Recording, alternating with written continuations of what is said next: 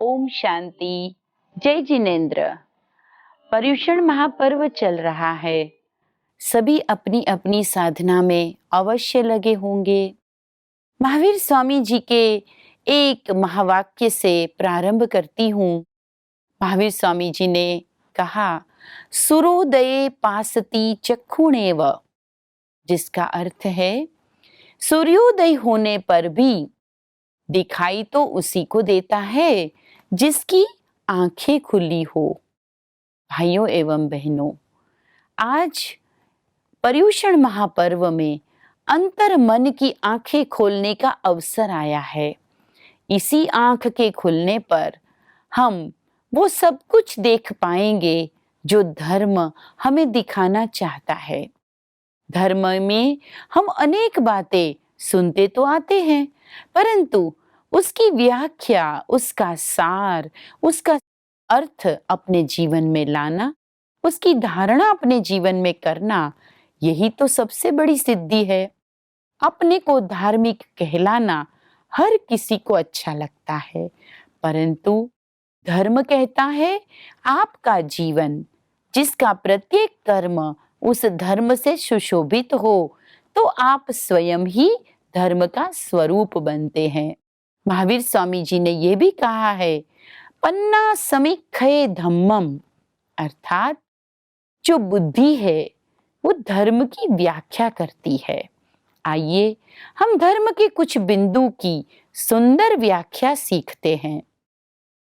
जैन दर्शन में भावनाओं का बड़ा महत्व है, जिसमें कि 4 प्रमुख भावनाएं जो हम प्रतिदिन याद करते हैं। मैत्री भावना, करुणा भावना, प्रमोद भावना और माध्यस्थ भावना। मैत्री भाव ये जैन दर्शन में बहुत ही सुंदर ढंग से वर्णित किया जाता है। संसार का प्राणी कभी भी अकेला नहीं होता। जब हम इस संसार में आए हैं तो हम बहुत से लोगों के साथ जीवन की यात्रा में चल रहे हैं। कभी वो साथ रहने वाले लोग हमें सुख देते हैं, सहयोग देते हैं, कभी हमारी आलोचना भी करते हैं, तो कभी निंदा भी करते हैं, कभी कारणे अकारणे उनसे हमें कष्ट भी मिलता है। परंतु जैन दर्शन कहता है जीवन को अच्छी तरह जीना है तो सभी से मैत्री भाव रखें। कोई कहे कि कोई मेरी निंदा करता है तो मैं उसे मैत्री भाव में कैसे रखूं, परंतु परमात्मा कहते हैं कि जो तुम्हारी निंदा करता है वो भी तो तुम्हारा मित्र ही है, क्योंकि निंदा करने वाला तुम्हें याद दिलाता है कि तुम्हारे जीवन में कौन से गुण अथवा जिसे अवगुण कहे वो नहीं होने चाहिए। वो उसी की तो हमें याद दिलाता है। तो आइए हम उनको भी मित्र माने, और जो हमारे मित्र है, जो हमारे साथी है, उनको भी हम सदा साथ रखें। उनकी हम सुख दुख की हमेशा जानकारी रखें। कभी हम ये न कहे कि मैंने कोई हल्के से मजाक में, खुशी में आके कुछ बोल दिया तो तुम्हें बुरा क्यों लगा, परंतु मैत्री का मतलब है एक दूसरे की सभी बातों को जानना, साथ ही साथ वक्त आने पर जरूरत होने से मदद करना। ऐसा न हो कि जब हम खुशी के पलों में हों तब तो हम मित्रों के साथ हों, लेकिन जब मित्र कभी कष्ट में हो, परेशानी में हो, तो हम उसे अकेला छोड़ दें। नहीं, हम अपने सुख और अपने आराम का भी त्याग करके मैत्री भाव निभाएं। जब कभी किसी को जरूरत पड़ती है, कोई ऐसा दिन जीवन में आता है, तब जिसने मदद की होती है वो जीवन भर उसे दुआएं देता है। इसीलिए मैत्री भावना एक उत्तम भावना है। संसार में रहने वाले प्रत्येक व्यक्ति को हम मित्रता भाव से अपना बना सकते हैं। मित्रता निभाना यही सच्ची मित्रता है। कहने को तो आजकल सोशल मीडिया पर भी हमारे अनेक दोस्त हैं, परंतु सच्चा मित्र वही है जो एक दूसरे के काम भी आए, साथ ही साथ एक दूसरे की आत्मिक विकास की बात करे। कभी कभी हम मित्रों के साथ समय व्यर्थ गंवाते हैं, कभी कभी हम मित्रों के साथ फालतू की बातों की चर्चा आदि करते रहते हैं, अथवा घूमने फिरने में ही हम व्यर्थ गंवा देते हैं। तो ऐसी मित्रता कोई काम की नहीं जो आत्मा का गिरावट का कारण बने। मित्र वो होता है जो हमेशा ध्यान खिंचाए कि मेरा भला किसमें है, मैं सही मार्ग पर हूं या नहीं हूं। एक दूसरे को सावधानी देना, एक दूसरे को समझाना, एक दूसरे के मूड को अच्छा बनाते हुए उसे अच्छी राय देना, यही तो मित्र का काम है। मित्र वो होता है जिसके पास मन का भेद खोला जाता है। जो मन की बात माता पिता को, घर के सदस्यों को नहीं कही जाती, वो भी हम मित्रों को कहते हैं। तो आइए हर एक को हम अपना सच्चा मित्र बनाएं और अपने दिल से हर एक के साथ रिश्ता निभाएं। इसी तरह करुणा भावना भी जीवन में बहुत ही ऊंची भावना है, क्योंकि किसी भी दुखी दर्द में पड़े व्यक्ति को आप करुणा भाव से जब थोड़ी भी सहायता करते हैं, अपना प्रेम जताते हैं, तो वो कितना न प्रसन्न हो जाता है। कभी भी पाप करने वाले के प्रति भी, गलती करने वाले के प्रति भी घृणा भाव न रखे, करुणा दया का भाव रखें। क्योंकि कोई कमजोर पल होता है जब उसने भी कोई गलती कर दी, कोई कटु वचन बोल दिया, कोई अपराध कर लिया, परंतु उसे भी तो सुधरने का अवश्य मौका देना चाहिए। यही है सच्ची करुणा कि गिरे हुए को उठा लें, गलती करने वाले को भी गले लगाएं, उसे भी जीवन में फिर से एक मौका दें कि वो जीवन को अच्छा बना सके। नफरत के बीज नहीं, प्रेम के बीज हर व्यक्ति के साथ हम बांटे।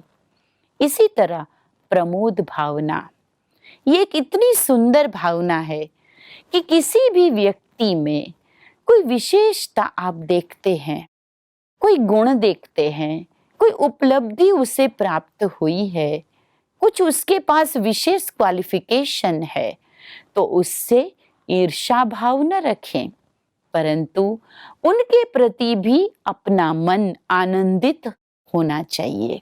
जो चीज मुझे प्राप्त नहीं भी है, परंतु किसी और को उसकी तकदीर से, उसके अच्छे कर्मों से मिली है, प्रभु से मिली है, तो हम उसे देख देख कर खुश होते रहें।